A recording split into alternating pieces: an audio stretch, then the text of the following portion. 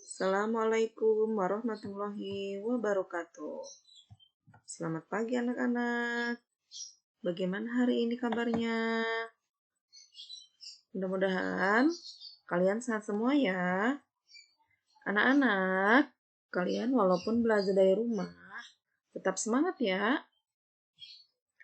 Hari ini Ibu akan menjelaskan tema 3, subtema 2, muatan bahasa Indonesia, kalimat efektif dalam teks eksplanasi. Kalimat efektif dalam teks eksplanasi, ya. Sebelum kalian bagaimana memperbaiki kalimat yang efektif di dalam teks eksplanasi, kalian harus tahu dulu ya, apa itu teks eksplanasi dan bagaimana ciri-ciri kalimat yang efektif. Teks eksplanasi adalah teks yang berisi informasi tentang suatu hal atau fenomena yang terjadi di masyarakat. Misalnya, tentang budaya, gejala alam, dan proses terjadinya sesuatu. Ya. Ciri-ciri kalimat efektif. Yang pertama, menggunakan kata-kata baku. Kata baku, ya, kata baku itu adalah kata yang sesuai dengan PUEBI, Pedoman Umum Ejaan Bahasa Indonesia. Yang kedua, terdiri atas struktur kalimat yang berurutan dan bermakna logis. Kalimat yang memiliki susunan berurutan yaitu ada subjek, ya, ini urutannya, kemudian diikuti predikat, objek, dan berikutnya adalah keterangan. Nah, anak-anak, ini adalah ciri-ciri kalimat yang efektif.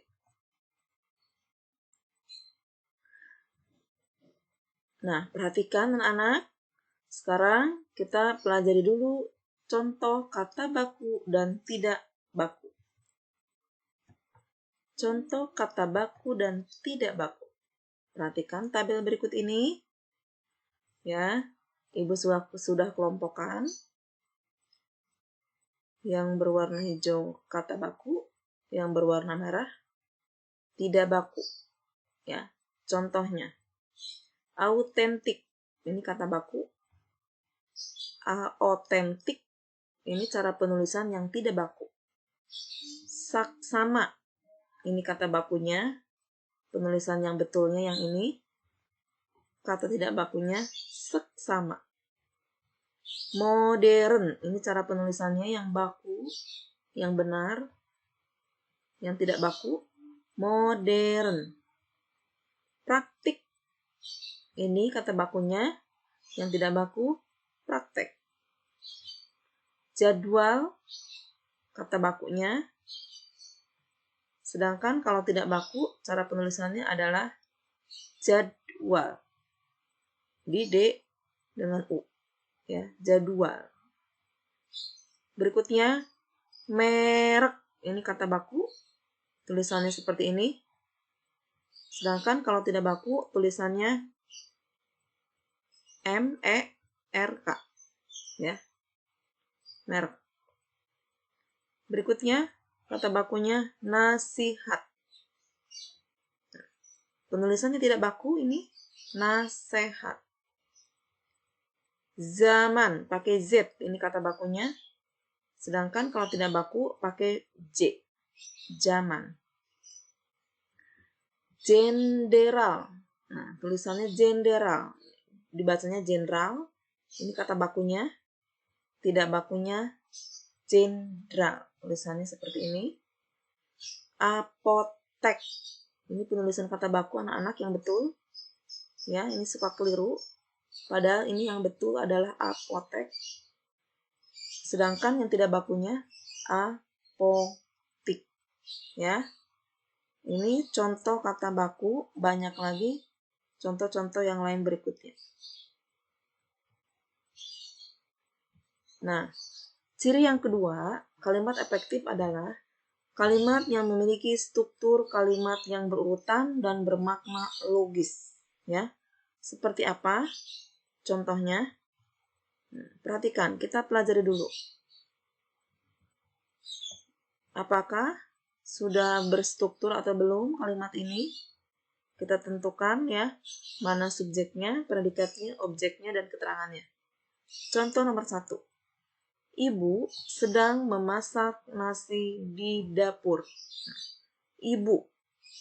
Ibu ini adalah pelakunya yang melakukan tindakan.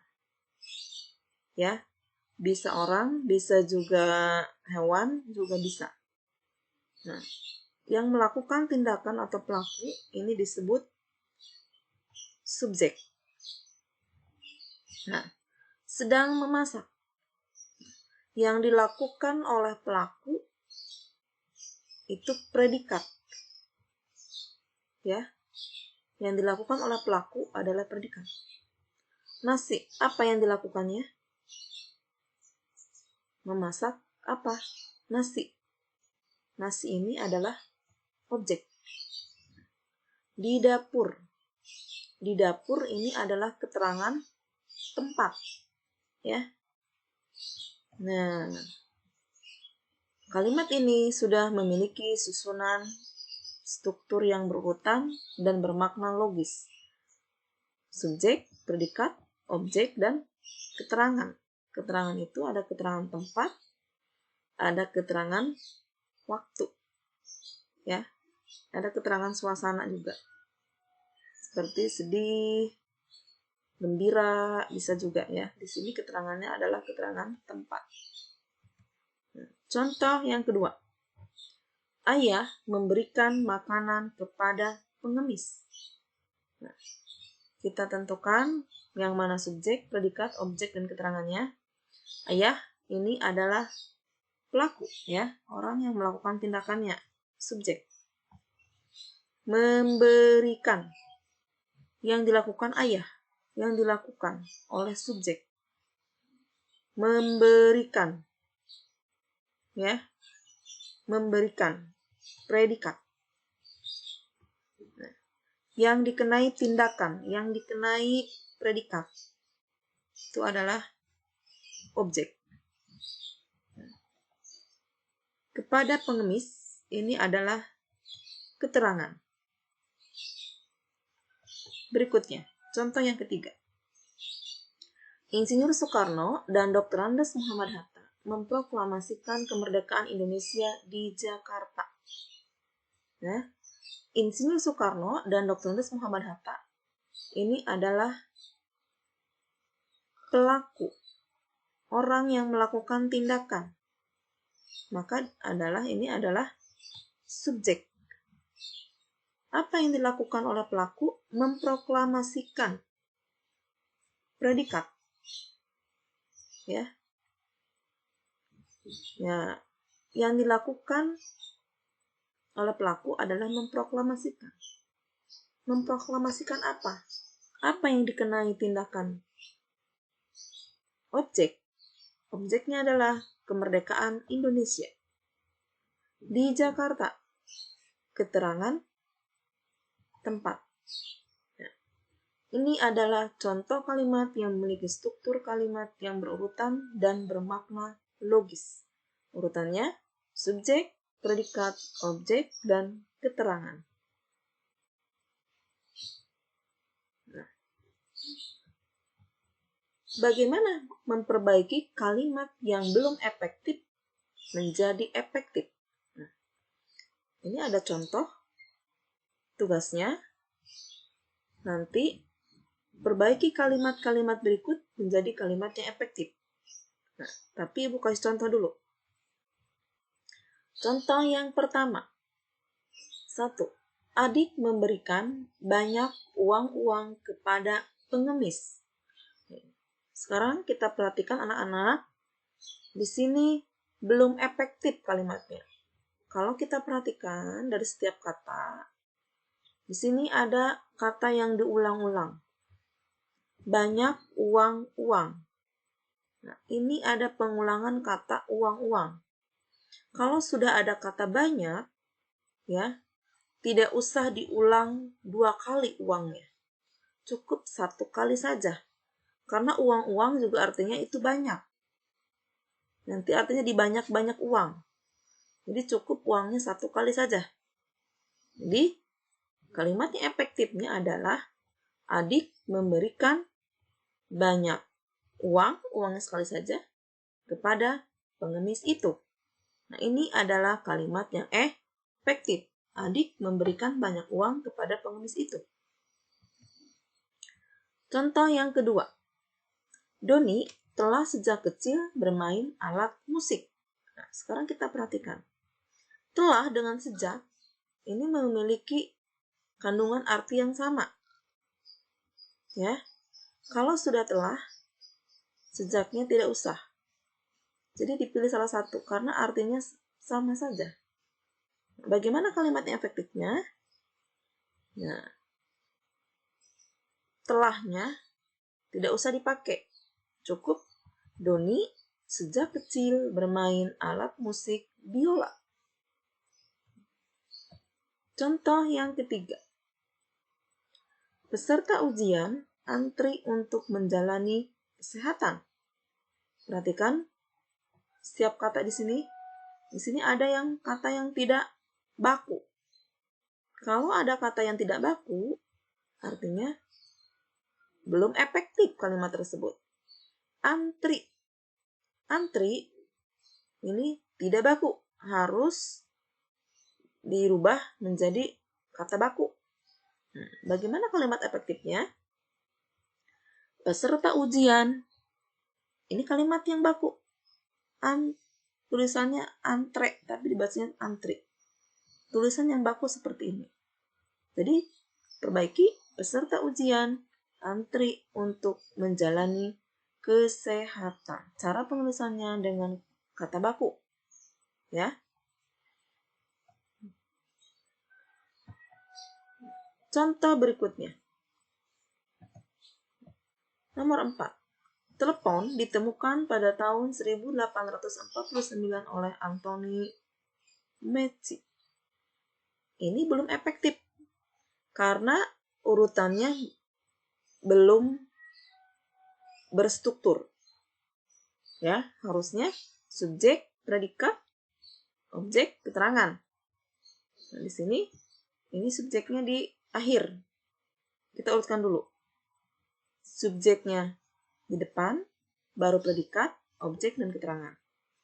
Nah, ini adalah kalimat efektifnya.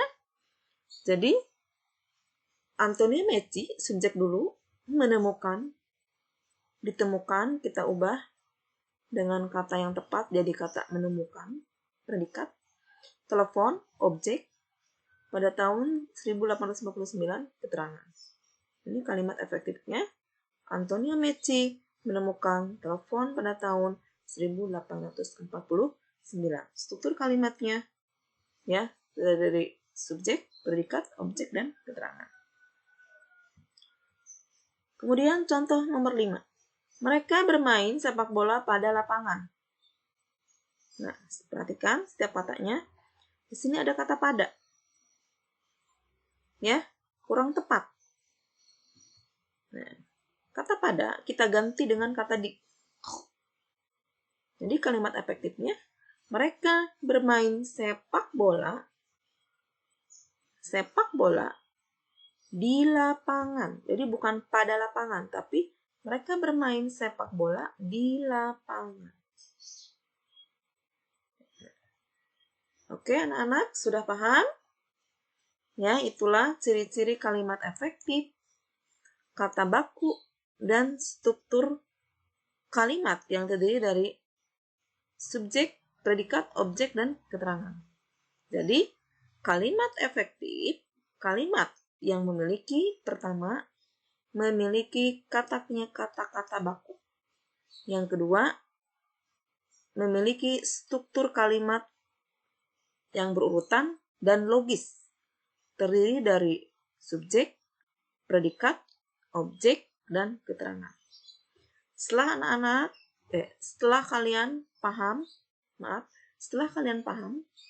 Anak-anak, kalian kerjakan. Ayo berlatih ya. Perbaiki kalimat-kalimat berikut agar menjadi kalimat yang efektif. Ya, dikerjakan, ayo berlatihnya. Kalau sudah selesai, kalian kirim via WhatsApp. Oke? Terima kasih anak-anak. Wassalamualaikum warahmatullahi wabarakatuh.